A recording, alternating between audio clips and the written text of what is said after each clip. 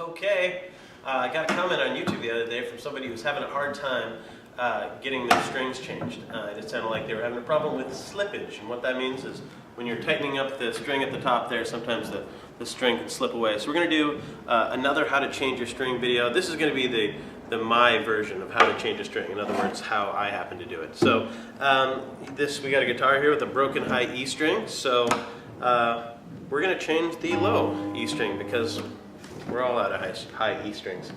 So first thing I'm going to do is just loosen the string. I like to play it as I'm loosening it because it sounds funny. I just like that. Okay, and then keep going until you can get enough slack to go around the thing here, and just unwrap it like that. And be careful at this point because it's really easy to just, as you're pulling it out, to stick yourself with this sharp point at the end. So watch out for that. And then we're gonna, we got our tools here. Any kind of wire cutters are nice, and then a string winder. You can use toenail clippers for this, but not if you ever want to use them as toenail clippers again. So any kind of pliers. This is like a a $1 or $2 at Guitar Center, and you just the main thing here is this little guy that just goes in here, and that use that to leverage the bridge pin out. Take that guy out like that. Set it aside, and then just so I can throw this thing away and not have it stick out of the trash, I'm going to just wrap it around a couple of times and then just do this thing. So now I get a nice little thing that I can throw away. And here's our new string.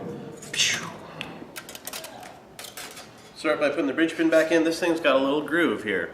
That's for the string, that little groove. So I'm going to put the pin in and use the pin to push down the little bead here and make sure that that groove is facing towards the head of the guitar. Great, now that's in there. Now sometimes if you pull straight up it'll pop right back up, but if you pull this way it actually, the tension gets stronger somehow.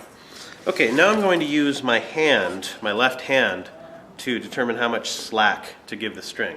Now thinner strings need a little more slack because they don't grip each other as well. Thicker strings don't quite need as much. So for the thicker ones, I just put my hand over over this part of the guitar here, and I'm going to measure the distance to the pin, to the tuning peg I want to put it in, and it's that far, right? So I want to put the string in up to that point. So again, hand over this thing, then just measure out how far, just touch that pin, the tuning peg that you want to put it in, and that's how far, right there. And now I'm just going to take it, stick it in here, up to that point, maybe a little less, just to give it a little bit of extra slack. And then I'm going to pull this up like that, and I'm just going to start turning this guy. And as I'm doing this, I'm going to use these fingers to kind of keep the string, and use this finger to hold it down so it doesn't get away from me.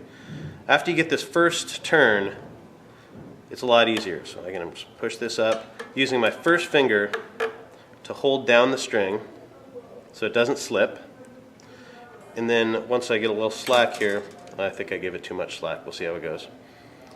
I'm using the rest of my hand to kind of pull it back, and I want the string to go just underneath this string here. So I'm coiling downward.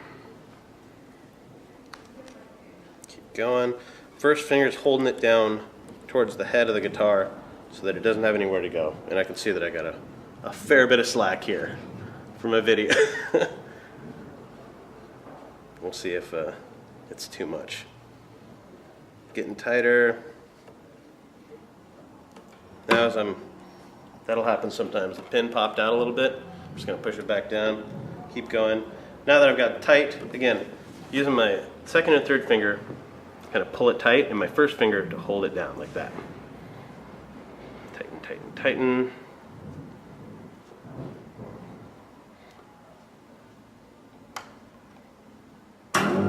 And there it is.